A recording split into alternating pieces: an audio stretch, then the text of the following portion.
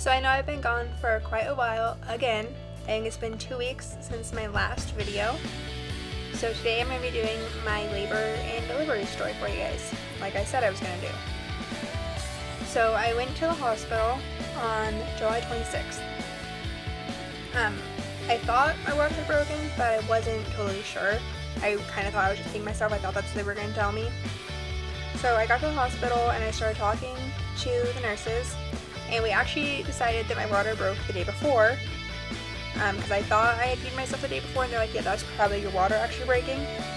So they called my doctor and they did a test to see if it was, and it came back positive, and my doctor wanted it done a second time. So they did it again and it came back positive again. I was actually at the hospital alone because my boyfriend was at work and my parents they were at home watching my nephews. So I was there alone and I was told my water had broken and that my doctor was on his way to talk to me. So after it came back positive for my water the second time, I texted my boyfriend and told him that he needed to come over there because he was actually at work across the street. So I told him he needed to come, and he got there right after my doctor did. My doctor did an ultrasound and confirmed that my water had broken and there was nothing left around the baby. It had completely broken. It wasn't just leaking, it was gone. So after he did the ultrasound, he told my boyfriend and I that we were having the baby now, that he was going to induce me and we were going to have him. So they admitted me and put me into a different room and started me on Pitocin. They started me on Pitocin at about just before midnight, so it's still on the 26th that they started me on Pitocin. So I didn't sleep at all from the time that I got to the hospital until I had him. I slept for an hour, and that was an hour before I had him. Like the hour right before I had him is when I slept. So they started me on Pitocin, and I had not gotten the strep test yet, so I also had to be put on penicillin, which if you've not had penicillin through an IV, it really hurts.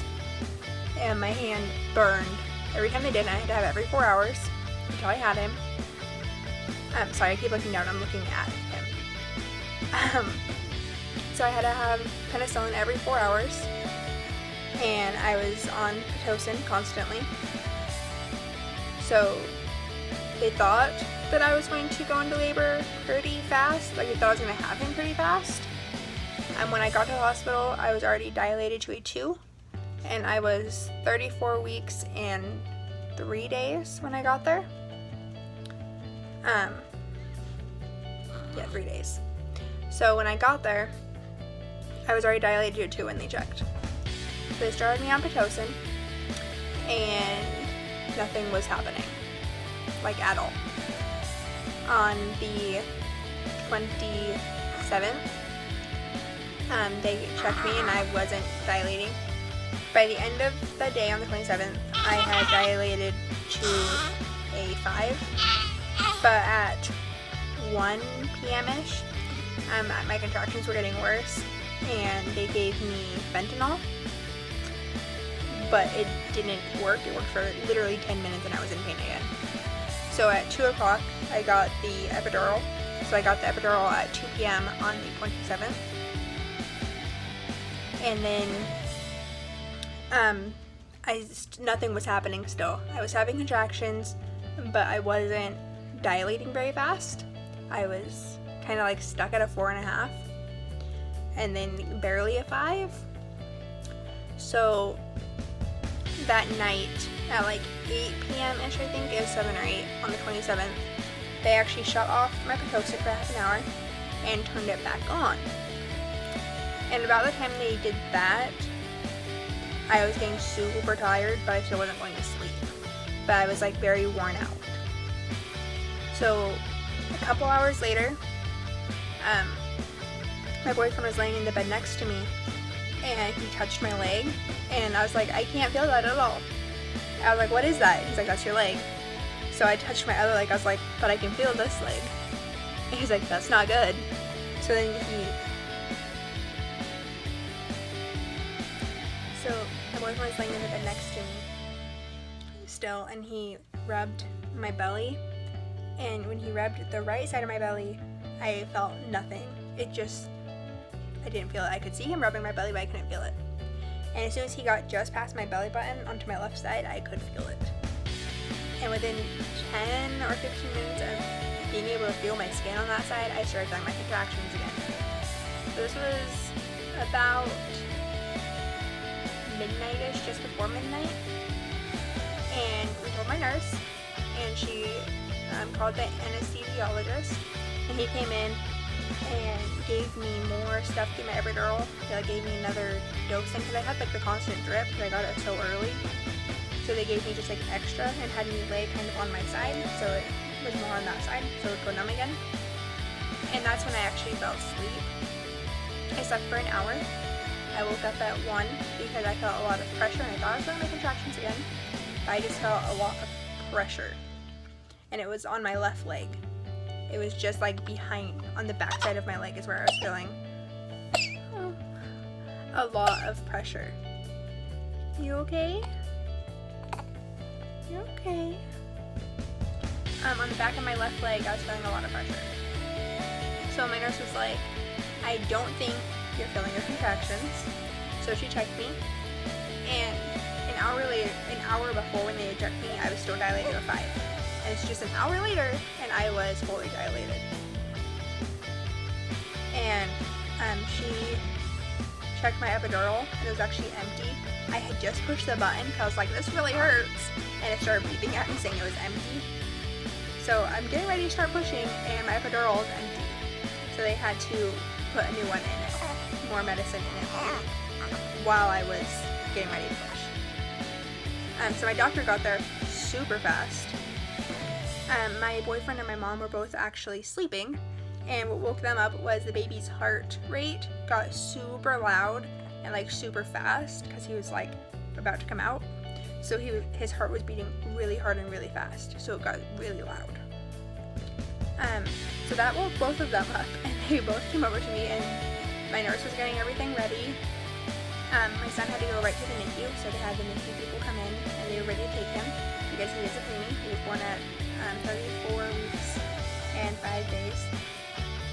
So he was actually born on the 28th at 2:11 in the morning. So my doctor got there, and they said I could start pushing, which I could not feel anything. So I was like, I don't know if I'm actually pushing or not. And they told me that I was, but I didn't think that I was.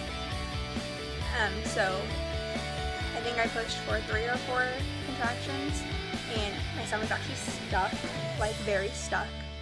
He wasn't coming out. My doctor then told the NICU nurses that he was going to come out on the next contraction, and he actually like grabbed my son and pulled him out. Not with like forceps or a vacuum or anything, he just like used his hands and pulled him out.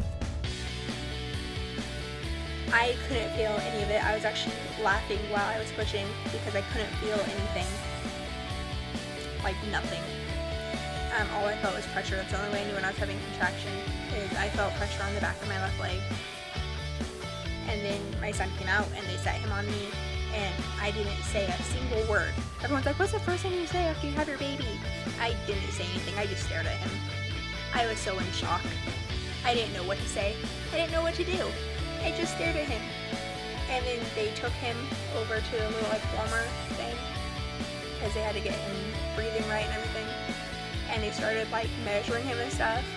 And the first thing I said was they started measuring him, and all I heard them say was 12.5 inches. I looked at my mom. I was like, is that how long he is? And she was like, no, I think that's his head, because he was actually 18.5 inches long. But like freaked me out. I was like, is that how long he is? Like, what's happening? And my boyfriend was actually over there with him. And he actually ended up going down to the NICU with him. And after my baby and my boyfriend and the nurses left the room, I started shaking so bad. Like, I have never shook like that in my life.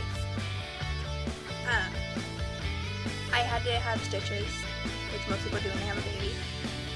And then it was right after I actually like delivered the placenta that my baby left the room, and I started shaking. So I wasn't sure if I was shaking because my baby just left the room or because of everything with giving birth. But my nurse did tell me that it was because my hormones dropped very quickly after the placenta came out. So I just started shaking uncontrollably. And they were trying to get me to drink something or eat something, and I was shaking so bad that I couldn't.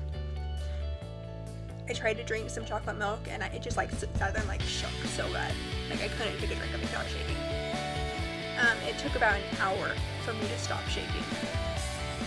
When my boyfriend did come back to the room, he told us how long, and I think he told us my son's weight, which he was 5 pounds 14 ounces when he was born, and 18.5 inches long. And then he went and got me food at 2 in the morning because I was starving. I hadn't eaten in 24 hours. I was starving. I drank a lot of water, but that was it. I was starving. It was bad. So, after I had him and I had food, they made me go pee and made sure I could stand before moving me to a recovery room. So they made sure everything was okay, made sure I had food in me, and then took me down to the NICU to actually see my son. And he was in an incubator, and he had an IV in him, and he was on oxygen, and it was scary, very scary. He was tiny, and I didn't know what to do. After they took us back to the recovery room, my boyfriend and I finally slept. He actually slept the whole time I was in labor, like the whole time. When I say the whole time I was in labor, I mean he didn't even wake up when I was having contractions. Like he was awake when they put the epidural in, and then he was awake when I was pushing. That was it. I'm glad he was awake for those two things. And he was awake to go down to the NICU with our son after he was born to make sure he was okay. But that's the only time he was awake during the whole thing. So we got back to the recovery room, and I finally went to sleep for 1 hour. So I slept for another hour, and that was it before I was awake again. I didn't sleep very much during the whole time I was in the hospital, or the first week that I was home. First 2 weeks I was home, actually. I didn't sleep because my son was in the NICU, and I was like constantly worried about him. So I slept for like half an hour at a time and would wake up for like no reason. So after I left the hospital, I actually cried the whole way home because I had to leave my baby in the hospital. And if you want to know about my postpartum experience, watch my next video. Thank you. Bye guys.